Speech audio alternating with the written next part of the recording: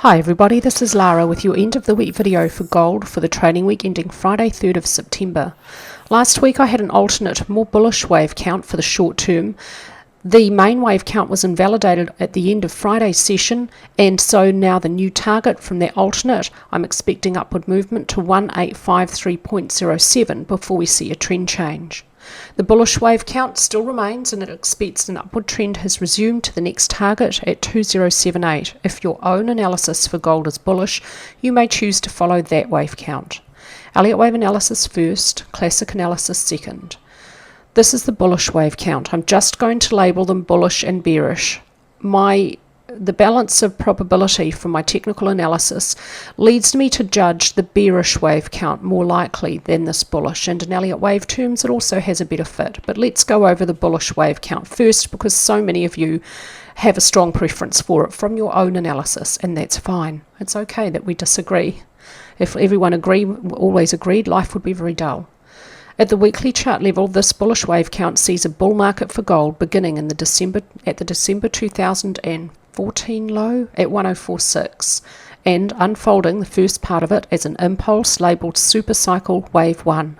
Cycle Waves 1 and 2 are complete well off to the left of the chart. Cycle Wave 3 ends here. Cycle 4 could be over here as a triple zigzag, but I do have an alternate which allows for Cycle 4 to continue lower. That is entirely possible for this bullish wave count. If Cycle 4 is over there, Cycle 5 should have begun, and within it, Primary Waves 1 and 2 may be complete, and Primary 3 may be in its early stages. Let's take a look at the daily chart, where this low here for Cycle 4 is this point off to the left of the chart. I'm sorry, we're going to zoom in on Primary 2. The high of Primary 1 is this point here. Here's a zigzag for Primary 2, subdividing 5, 3, 5, labelled A, B, C. Primary Wave 3 may have begun here, and the target is for it to reach 1.618, the length of Primary 1, at 2078. Primary 3 may only subdivide as an impulse, and within it, Intermediate 1 is likely incomplete. When Intermediate 2 arrives, it may not move beyond the start of 1, below 1693.69. I've changed my labelling a little bit of this first upward movement. I want to see minor waves 1 and 2 complete here, and minor 3 in an early stage, with minute 1 and 2 complete here, and so a third wave at 2 degrees may be ready to move higher with a little bit of strength early next week, if this is the correct wave count. The target for Cycle 5 remains the same, for it to reach 1.618, the length of Cycle 1, because were it to only reach equality in length with 1, it would be truncated, and I will not expect a large truncation. The target is at 2094, which is only a little bit above the target for Primary 3, so if this target's wrong, it may not be high enough. As we approach the end of the structure, I'll use ratios at primary degree to calculate another target. I can't do that yet. Alternatively, at the weekly chart level, what if Cycle Wave 4 was not over as a triple zigzag down here, because this also fits as a leading expanding diagonal. They have, those two structures, actually exactly the same subdivision, so we have to consider both. A leading diagonal, subwaves 2 and 4 may only subdivide as zigzags. Subwaves 1, 3 and 5 are most commonly zigzags, so the subdivisions of a triple zigzag and a leading or ending diagonal can be absolutely identical, and both structures are possible. That's one of the very few little odd quirks of Elliott Wave for those of you who are geeky enough to find that interesting. So if Cycle 4 is continuing as a zigzag labelled A, B, C, then we should expect C to move at least slightly below the end of A to avoid a truncation, and it may end about support at the lower edge of the maroon channel, but first we'll look for support at the lower edge of the teal channel. Primary C needs to subdivide as a 5-wave motive structure, most likely an impulse at intermediate degree. That will be labelled 1, 2, 3, 4, 5, and Intermediate 2 may move a little bit higher next week to complete an expanded flat. It may not move beyond the start of 1 above 1915.42.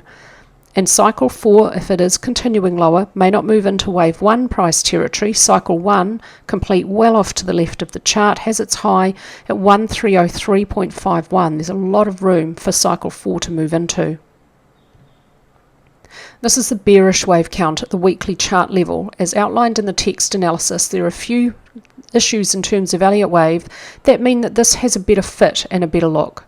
It sees a huge supercycle degree fourth wave correction unfolding as an expanded flat, and here's the end of wave B, which moves beyond the start of A. That's how B waves within expanded flats behave. Here's a good example. A, B, C. This one is a particularly long B wave in relation to its A wave, but it looks like that's what's happening now for primary 2. So in the opposite direction, at the quarterly chart level, I'm seeing the same structure unfolding. A, B, C, and now C to move below the end of A, which has its low at 1046, so hence the target for C to reach 1.618, the length of supercycle A, at 657. That's a common ratio for wave C of an expanded flat. Wave C may only subdivide as a 5-wave motive structure, and within it, cycle wave 1 may be a complete leading expanding diagonal. Cycle 2 could be a complete zigzag over here, but I have a new alternate for you that's a little bit more bullish in the short term, which could fit with the COT data. We're seeing a bit of bullishness there. And then cycle wave 2, if this is over, cycle 3 could begin. The target, or should have begun for this wave count, the target is for cycle 3 to reach 2.618, the length of 1, at 887. Cycle 3 may only subdivide as an impulse at primary degree to be labelled primary 1, 2, 3, 4, 5, and primary 2 may not move beyond the start of 1 above 1915.42. Let's take a look at the daily chart level now, where the high for cycle 2 is this point here. Now we're going to focus on the structure of primary wave 2. Here's primary 1. Primary 2 could be an expanded flat, A, B, C. This was an alternate wave count in last week's analysis, but I did warn from classic technical analysis that I had to seriously consider it. And on Friday, the main wave count was invalidated by the end of the session by upward movement, and so this is now, well, the main bearish wave count. This is now the preferred wave count. If primary 2 is unfolding as an expanded flat, my target for it to end would be the 0.618 Fibonacci ratio of primary 1 at 1853.07. Expanded flats subdivide 3, 3, 5, and the B wave is longer than the A wave. Wave C needs to subdivide as a 5-wave motive structure. It looks like it may be unfolding as an impulse. Minor 1 and 2 may be complete. Minor 3 may only subdivide as an impulse. Minute 1 and 2 may be complete. We need 3, 4, 5, and then a pullback for minor 4, and then a final upward wave to complete minor wave 5. If the target expectation is wrong, it may not be high enough. We may need a little bit more room for the structure of intermediate C to unfold. And primary 2 may not move beyond the start of 1 above 1915.42.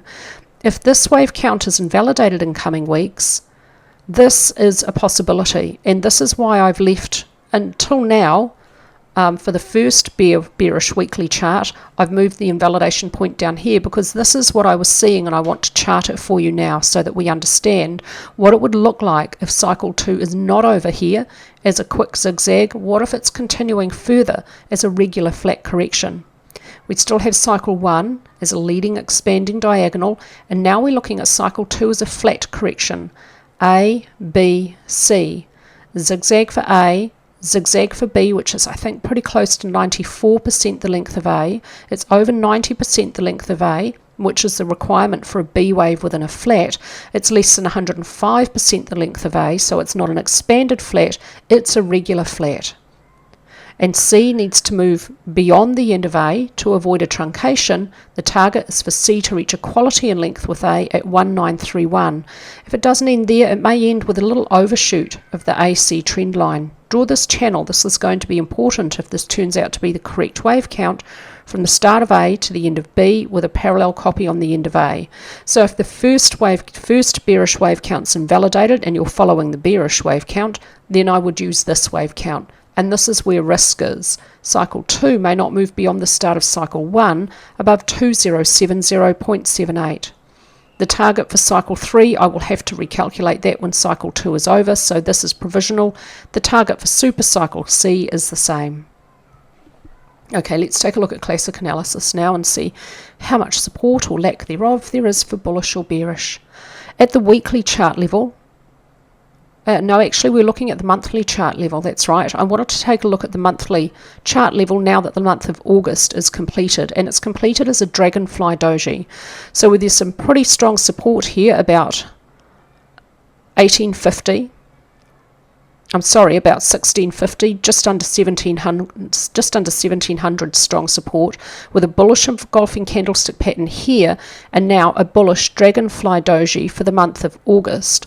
But really importantly, neither of them have support from volume. The bullish engulfing candlestick pattern is this volume bar here. It's a lot weaker than previous downward months. The dragonfly doji is this this volume bar here. It is weaker than previous months. It's important that neither of these bullish candlestick patterns on the monthly chart have support from volume. For a bullish candlestick pattern to have confidence, it must have support from volume. These absolutely don't, and so they would be suggesting perhaps some more consolidation rather than a major trend change and a resumption of the bull trend to new all-time highs. On balance volume has no reasonable range, gives us no signals this month. ADX is declining after the prior upward trend reached extreme, but not very extreme. Does suggest the possibility of a trend change, but the positive DX line at the monthly chart level has still not crossed above the negative, so this is inconclusive. ATR was increasing as price moves higher. It's now flattening off as price is essentially moving a little bit lower and now sideways in some consolidation here.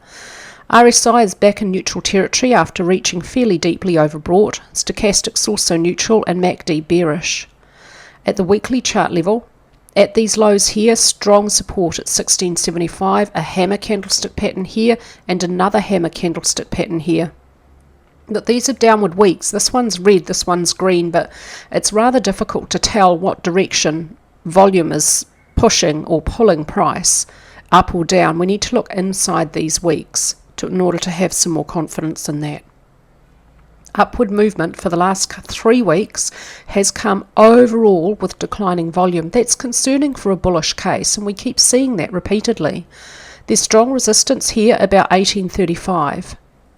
On balance volume has given a bullish signal. The last signal it gave was a reasonable bullish signal. It has no new range, no new signal this week.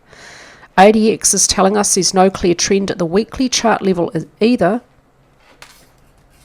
And so this is also inconclusive. It's telling us that price is consolidating, which it pretty much is. There's just no clear trend right now for gold. ATR is declining as price moves sideways, typical behavior when price consolidates. RSI well in neutral territory as well as stochastics, and MACD this week gives us a bullish crossover. And what about the short-term picture? A strong upward session for Friday. For the short term, there is some support from volume, and so it looks like price may be about to break above resistance at 1835. Next resistance is quite close at 1850. Above that, 1880. Stochastics is overbought though, and there's no clear trend, so price is at resistance, stochastics is overbought. If price does break above resistance, look out for next pretty strong resistance at 1850, and it looks like it may not be able to reach above that. In order for confidence in an upward trend, we would need to see ADX turn up, reach 15 or above, and rise up from low levels with the positive DX line above the negative. That hasn't happened yet, but that's what we want to see to have confidence in the bullish case. We don't see that yet. This is inconclusive. Price is consolidating. MACD bullish. That's all from me this week with your gold analysis. I hope all our members are looking forward to a fabulous weekend.